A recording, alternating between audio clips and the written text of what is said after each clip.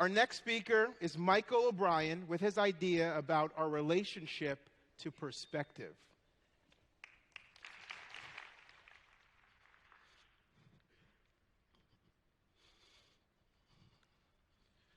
On July 10th, 2001, I was at a company offsite meeting in New Mexico.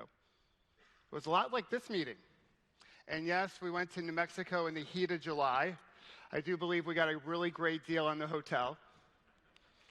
And if LinkedIn was a thing back then in 2001, it wasn't, nor was Facebook. You could have checked out my profile and seen that I was the marketing director for my company's flagship drug. I was 33, married 7 years, and I had 2 wonderful daughters under 4. Life was good, filled with possibilities, but I was stressed. I was too busy juggling all my roles: father, husband, son, friend, athlete, busy career. You name it, I thought about it. Except not the stuff in the present. I worried about what happened last week. I worried about what was going to happen next week. That first day of the offsite, unremarkable. The next one, totally different, a new beginning. One that showed me that we go where our eyes go. I also consider it my last bad day. I decided to bring my bike out to do a couple miles before the meeting began, avoid the hotel gym, and I accomplished both of those. But then on the morning of July 11th, my morning ride, I was rounding a bend in the road, and a white SUV was coming right at me. The driver had crossed the center line of the road and going 40 miles an hour hit me head on. I remember the sound of me hitting his grill, the sound of me hitting his windshield, the screech of his brakes as I got tossed off his hood. My Iron Man watch I was wearing broke off and flew 25 feet the other way. When I regained consciousness, the EMTs were there to greet me. They were fantastic, absolutely amazing. But I knew I was critically injured. I could feel it, the pain was intense, I couldn't move, but I could also tell by the facial expressions on the EMTs. But I didn't know how badly hurt I was. I would later learn that I had injuries that ranged from, relatively speaking, simple cuts, bruises, scrapes, to a fracture of my right shoulder, my right femur, my right tibia. My left femur shattered. When it shattered, it lacerated the femoral artery. That made it life and death. I remember as I waited for the medevac to take me to the trauma center, vividly remembering, "Stay awake, Michael." I didn't want to go to sleep. I was going back and forth into consciousness. I thought if I fell asleep, I would never wake up again. I wanted to see what was going on, too. And I wanted to feel like I had some type of control, as funny as that sounds. And I also remember asking the EMTs, "Hey, how's my bike?" Which is a funny question, except if you're a cyclist, that's a really serious question. Again, only one, probably another cyclist can appreciate. But I also remember telling myself, "Hey, Michael, if you live, life will be different." After my first surgery, I spent 5 days in the ICU. I don't remember all those days, but my wife tells me I told her to buy Amazon stock. Just for reference, it was $11.50 on the day of my accident. We didn't buy it. I've let that go. But it gets better. One morning she came in, and I started interviewing her for a job on my team. 45 minutes.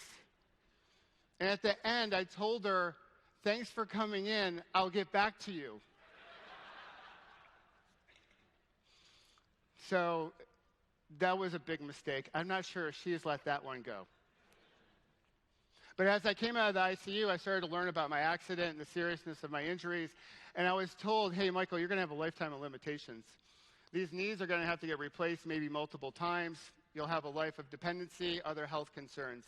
As trauma experts, they had seen my movie before, and they were trying to temper my expectations. The funny thing about it, in a weird way, is just a few days ago, as I waited for the medevac, I was frightened to death, but I was hopeful that life would be different. And now with this prognostication, all I saw were limitations. And since we go where our eyes go, I started to become angry, fearful, worried about my future. As my emotions boiled, I became revengeful. I wanted to get back at the driver. He harmed me, therefore I will harm him. Tit for tat, eye for an eye. I thought it was only fair. And I had a lot of this anger built up. I finally let it go. And I knew that there would be a different possibility. And what I realized after I let it go is that even people in authority, people who are responsible for our care, can influence what we see when we're not mindful of our choices. They saw limitations, and therefore so did I. I didn't blame them. Their intentions were pure. But I often wondered, if they saw a different possibility, would my early days of my recovery go differently? Now, I eventually went back to New Jersey. I went into my third hospital. I remember getting wheeled into that hospital room. It was massive, bigger than any room I had previously had. And then I later learned why as I got into the room. I had all this technology, all there to support my 3 new roommates, all 3 of whom were quadriplegics. 2 were learning how to drive their wheelchair by just using their breath. In that moment, I realized I was no longer the worst off. So I came face to face with the reality that my accident could have been a lot worse. Those first few nights, I cried myself to sleep. My tears were a mixture of emotions and feelings, but a lot of gratitude because my 3 new roommates helped me see what I could still do. Simple things that we take for granted, like using the restroom independently. And I also could get out of my bed into my wheelchair, and like my bike, my wheelchair could take me places. I could explore. I would have some sense of the day, some control. And so I decided to do a new ritual, create a new ritual, because we go where our eyes go. So I woke up early every morning, got out of bed, into my wheelchair, and rolled myself to a quiet place in the hospital. There I would just pause, take a deep breath, do some stretches, some strength exercises, and think about my day at hand. My new ritual gave me some clarity. I finally saw that I could be defined by how I responded to my accident and not by it. It fueled my recovery. Eventually, I got out of my wheelchair and back on my feet. But even though I was back on my feet, I knew I still had a long road to go. A lot of hurdles to overcome. One was getting back on the bike. And I wanted to get back on the bike because I just wanted to feel normal. But I was scared to death. One, of the traffic, but also just facing how much road I had in front of me. Sort of like losing weight, right? You want to get on that scale, but you sort of don't want to. Ignorance is bliss. So since we go where our eyes go, I looked away from my bike and just focused in on my safe rehab routine. And then I later learned that sometimes we need a challenger to see different perspectives, different possibilities. And my challenger was my physical therapist. She laid down an ultimatum. I was not happy about this. She told me, Michael, you can't come back to therapy until you try to get back on the bike. And I was pissed. I was like, you can't do that, Laura. I'm the patient. I'm the customer. And I learned in business school that the customer's always right. And she's like, oh, no, I can do it, and I'm doing it. So I paused, took a breath, collected my thoughts. And that weekend, my family and I drove to an industrial park to take my first bike ride since my last bad day. The first few laps were a little wobbly. My balance was certainly off. My leg length difference definitely noticeable. But I felt the freedom that I felt like when I learned how to ride a bike for the first time as a kid. It inspired me. So I decided to leave the industrial park and head for the street.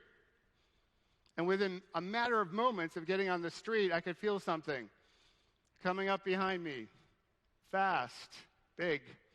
So I looked behind me, and the universe is so freaking cool, it sent an SUV. And this is how cool the universe is. It made it white. I was like, you got to be kidding me. So I did what I would not recommend to any cyclist. I held my breath. I closed my eyes. I probably closed my eyes before I held my breath. My heart raced. I gripped those handlebars as tight as possible, and I just waited for that SUV, and then it passed. I opened my eyes, I exhaled, and I saw what my therapist saw, a road filled with possibilities. Cycling was no longer a goal, it was now a reality. And it was the first pedal stroke to getting back to racing my bike. Now, the perception that we go where our eyes go wasn't just limited to my journey back on the bike. It also appeared when I returned to my busy career. The job that I so wanted, the big promotion, the one I moved my family to New Jersey for, which is a big deal. No offense to people in New Jersey, but I live there now. It's all good. And even though I wasn't 100%, I went for it. It happened just a few months prior to getting back on the bike. And I really thought it was mine. I thought I had checked every box. I thought I was a shoo-in. But I wasn't. I didn't get the job. Instead, I got a lateral position. I was not happy. I wasn't thrilled. At first, I just focused in on the opportunity lost. I was embarrassed. I was mad at myself for being arrogant in the interview process. And then I decided to take a page out of my recovery and try to take a look at the benefits of the new role. And once I changed my perspective, that new role, that lateral position, became the catalyst that got me to the executive boardroom 4 years later. Many people over the last 15 years have asked me, hey, if you could do it over, would you wish your last bad day never occurred? And the answer is absolutely no. I love it. On July 11, 2001, I told myself life would be different, and it is because I changed my perspective that opened up possibilities in every aspect of my life. Yes, it was painful, sometimes more painful than I can really describe, but what I learned is that nothing changes until we do. And the opportunity to change exists in all of us. We just need perspective changes to point our eyes in a different direction. Because ultimately, we go where our eyes go. So now it's time to pause, maybe take a deep breath, and notice, where are you looking? Thank you.